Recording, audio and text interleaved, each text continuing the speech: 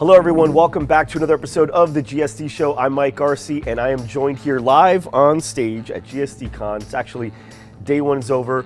I just actually did an episode with Delphin, who you probably saw that in the previous live at GSDCON show that we did. And now I'm here with Serena Montgomery from Barre3 in Knoxville. Hi Serena, welcome to the show. Thanks for having me. I'm excited to be here. Man, I'm excited to have you. Okay, so right now, day one just finished. And we got like what, how long until happy hour, the party that we got going on? Like 45 minutes, something like that? Yep. And then we're gonna go party with everybody. And then who knows when the partying stops, but I know that we gotta be back here at 8:30 in the morning. I do know that. But this is GSDCON money. Now this is your third GSDCON? Yep.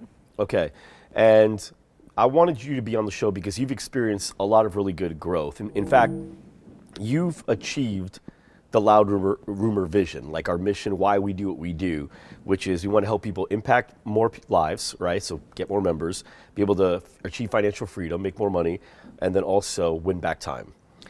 Now, you got more members. Where did you go from and to? When we started with Loud Rumor about six months ago, we had about 90 members, and now we're at 208. Okay, we're going to talk about that. You also were able to achieve financial freedom, so your revenue increased. You had financial growth about how much? What? I think it was like 150%. 150% growth, yep. Okay.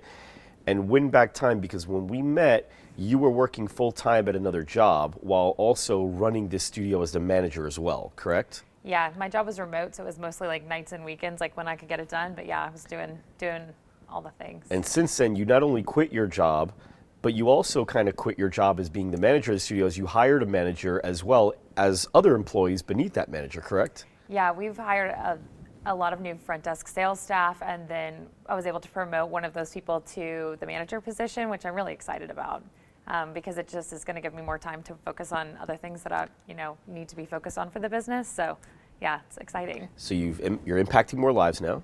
Yep. You definitely have more financial freedom because you're paying yourself finally. Yeah. Finally, yes. Okay, great. And you won back time. Yep. Yes? Yep. We did it. Yeah. We did it. We're going to keep going though. We're going to keep going. Okay. So obviously, it's been great to be able to watch that growth, but I want to know, and this isn't a plug, I want to know you personally. Like, what are some of the things that you feel helped contribute to those things being done? I think that before I found Loud Rumor, I didn't know how to run a boutique fitness studio. So my background is in accounting. I thought that I could buy my studio, and because I know about that I'd be able to figure it out and make money, and that wasn't the case. I didn't know anything about sales or marketing or systems, and so finding Loud Rumor helped me to learn all of those things. It was like the missing piece that I needed. So for me, being able to have like the community of other owners, being on all the calls that we do, like the constant idea churn has helped me a lot. But I think the big thing is like you and your team are always talking about implementing. So not just like learning the things, but then going and like executing. Getting shit done? Yes, getting shit done. Okay. And sounds like on brand. Yeah. Brand. And I think even things like coming to GSDCON, like it holds you accountable, because I went to the first one right when I started.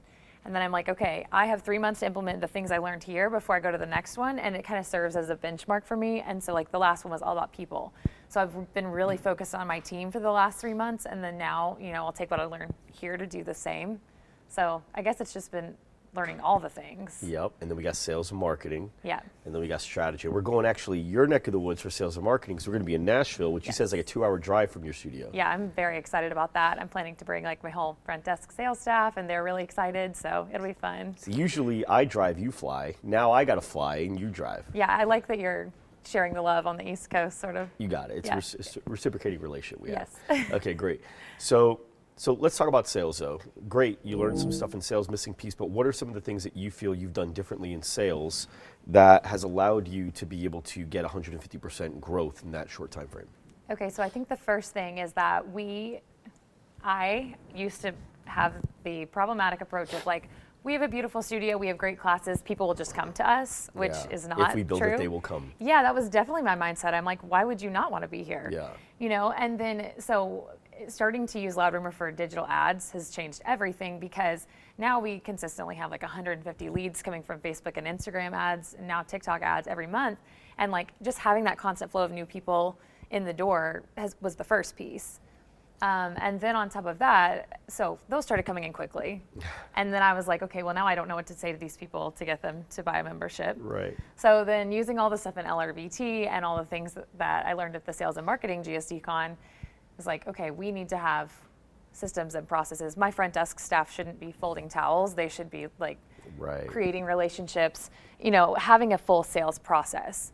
So now we have a whole process from the time the lead comes in via text and email all the way through to like how you greet them at the door, how you do the intake form, how you build the relationship, connect to their goals, and then how that person moves through our studio all the way through their first class and then ultimately to buy a membership.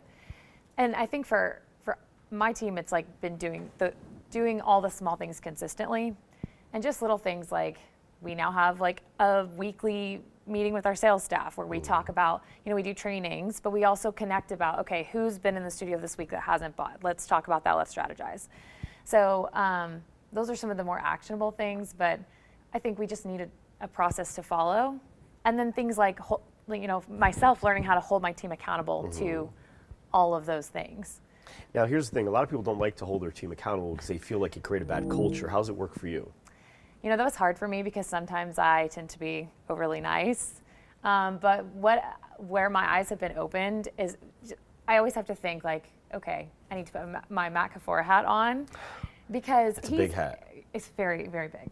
But no, he's always talking about just clear expectations. So having clear expectations with your team actually makes them want to work harder for you.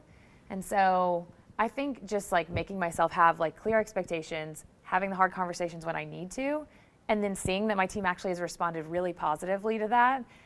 It's just like doing the thing, seeing the result, and then doing it again. Right. And I mean, I've even had my team come to me and be like, I'm so glad that, you have this goal for us. And they get excited about hitting the goals. So, I think too, to keep a good culture, at least for us, it's like a lot of it's tone. Right.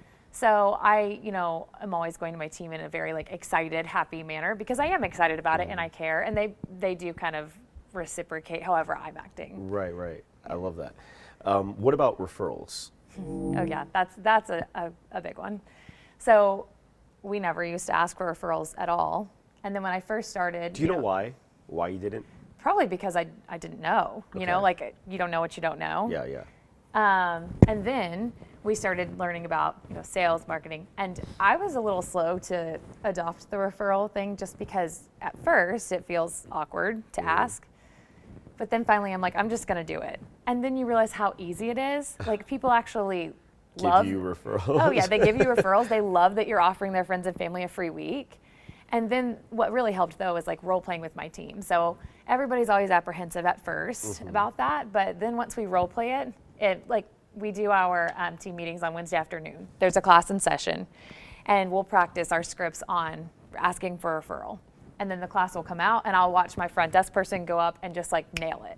And it's very rewarding. And then like celebrating that with them after. Yeah. So, but yeah, we ask for referrals all throughout the sales process, like from the time the lead comes in, members who are succeeding, and then like when they're buying a membership too. Meaning, like when you're booking an appointment, seeing if they want to bring somebody with them. Yes. So they haven't even met them yet. You just talk to them on the phone for the first time. Yeah. And then, of course, once they buy at the point of sale as well. Yep. Yeah. And I really feel like the easiest place to ask is before they've ever come in, because you're just like, okay, there's open spots in that class. Who do you want to bring with you? Right. And they're like, oh, great, I can bring my friends.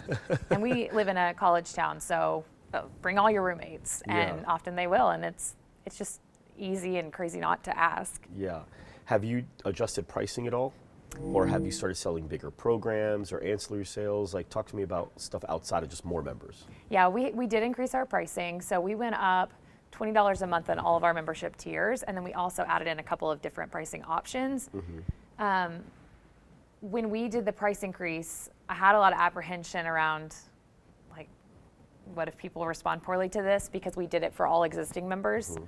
But really, like, it was no big deal. Wait, you did it for all existing members? Yeah. So all members went up by $20? Yeah. So you had how many members when you did that? It was like when we had 90. It was one of the first things I did. Okay. And how many canceled? Maybe one. So you lost, how much were you charging? We were at $140 for our full price, our unlimited, and now we're $159. Okay, so you were at 140, so you lost 140 bucks in one spot, but in the other spot, you gained 20 times 90, so another $2,700 a month. Yeah. Worth yeah. it? Totally worth it. And then the different pricing options we added in, so we have our unlimited, we have 8 times a month, and then 4 times a month. But we added those in pretty strategically to align with the decoy pricing method that you talk about. So our 8 times per month is priced very closely to our unlimited, just so that people buy the unlimited. Mm-hmm. That's awesome. So tomorrow for day 2, I'm probably going to pull you up on stage for a second to just share that you raised pricing on existing members and what that result looked like. Yeah, sure. Yeah? Remind me, guys. We're going to do that. That's awesome. Yeah. That's a big fear for a lot of people. It was so scary. I had Yeah. so much apprehension, but then it was fine. And it shows that, people want to be here, they want to take our classes, and they want to support the studio too. Right. I actually got a lot of really kind emails from members who were so happy to support and pay more. So That's so cool. Yeah. So cool. it was a relief. You could have afforded to lose like a third of them and probably still been okay. Yeah. Yeah, especially when we didn't have, I guess, that many at the time. Yeah, but, yeah. Okay, awesome. So let's talk about retention. So obviously you got a good culture with your team, but you can't get 150% growth if you're constantly just filling up a bucket with a hole in it, right? You're compounding your clients. What are some of the things that you think you've done in order to improve client experience and retention? It's a good question. Whether it's new or something you've always done that you think is good. I think that it's a combination of things. We have really great instructors. They teach an awesome class, so people want to stay for that. But I think outside of that, I think a kind of odd thing is our members love to see our staff be excited and having fun, and so I've really focused on our team, Mm-hmm. and our team being excited and having fun and being enthusiastic. Members feel that, and then they want to be a part of that. And then, I think it's just compounding. So when we had 90 members, we would have classes with 2 or 3 people in it, right? That doesn't leave anybody, when people leave that, they feel kind of deflated. Right. But as we've added members and we've had so many new people in the studio, there's this excitement when there's a full class. It's a buzz. It does feel like that. And so when people come and they feel the buzz, they want to be a part of it. The people who are existing don't want to leave, and then the new people want to buy into that. So it's just been this compounding thing, I think. Yeah. When it comes to looking at your numbers on a regular basis, obviously you're a numbers person, but one of the things that maybe you weren't looking at was on the sales numbers. What are some things that you pay attention to now, or maybe now your studio manager pays attention to? We definitely are constantly monitoring, obviously, how many memberships we've sold in the month. So basic things like that. Where we are we on pace to hit our quota, our goal for the month? You have quota and goal, which I Yes. like. Why don't you explain to everybody what that is? Yeah, so we have a goal where I want to hit 300 members by the end of the year. Mm-hmm. So in February, I sat down and I did all the math of what do we have to sell per month, factoring in attrition, to hit that number at the end of the year. Worked my way backwards to figure out what that number is, and that's our quota, and that's 22 memberships a month. But our goal, and the thing that we talk about in our team meetings and what our team is really working toward, is 1 membership per day. And we've been able to hit that year to date so far. So that's been really exciting. Yeah, so that's kind of that part. How often are you hitting goal? Oh, we've hit goal every month since I've been with Loud Rumor. Dang. Yeah. How many months is that? 6, I guess. Well, I guess it's on month 7. I love it. We Yeah. got to raise the goal maybe. Yeah, yeah, that's the next thing. Yeah. Is making that leap. Yeah. Are you looking at possibly location number 2 or 3? Yeah, I think that's my bigger dream and vision, is to have multiple studios, because now that we have a process and I have really good people, I feel like we could duplicate much more easily. So it feels manageable to say, okay, I can take this and replicate this in studio number 2. So yeah, we've been looking at potential locations for a second studio. So hopefully Good. that'll work out. Well, we've got a really, really good community of a lot of gym owners here that own several locations. Yeah. So I would say, before even doing research on your own, do research on the research you should do on your own. Yeah. Interview them and be what do you wish you knew before you bought your second one? Yeah. If you were me, what would be your first, second, third step? Yeah. right? And what would you say no to? What would be an absolute no? What would be an absolute yes? Yeah. And just really get that information, because there are a lot of really good people in the group that have failed and succeeded. Yeah, and that's the perfect thing to like talk about tonight. That's so true. And Yeah. that's what I love, is that there are so many people who are either doing exactly what you're doing and can commiserate with you, or strategize with you, but also people who are doing such big things in this program. It gives you something to like work towards. I love that. That's very motivating for me. Right. Well, I think the guys on the stage today, we had one guy that has 2 locations, one has 5, and one has 17. Yeah. And Matt had 7. Yeah. So everybody was just up on stage, really talking multi-unit stuff. Yeah, it was perfect. It was exactly what I needed to hear. Awesome. So, yeah. Well, outside of that, I guess big question that I've got for you is, out of all the things that you've now learned, out of all of them, what's the one thing you're like, this is the thing, this is the number one thing that if I will never stop doing this thing because it's been that valuable for me? This might be a little bit too general, but I think my biggest takeaway from the past 6 months has been like implement, like do the thing, execute. So when you learn something, execute, try Right it, away. be afraid. Yeah. Don't waste time like thinking about it, making it perfect. Just jump in and do it, and then you can adjust along the way. Wow, you know how rare it is to hear an accountant type person say that? It's been a learning journey. Don't just think about it, just do it. You probably, in history of life, the first accountant that's ever said anything near that.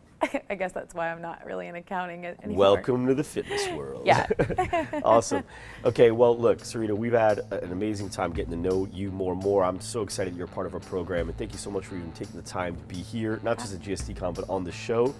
And I'm excited to do another episode with you one day, because I know that this is going to keep growing and you're going to keep being able to deliver value to the people listening. Thank you. Yeah, I appreciate it. I'm excited to keep working with Loud Rumor and learning all the stuff you guys teach us. I love it. Well, thanks so much for coming on board. Now we got to go do the party tonight with everybody else. For everyone watching and listening, thank you so much, and we will see you next time.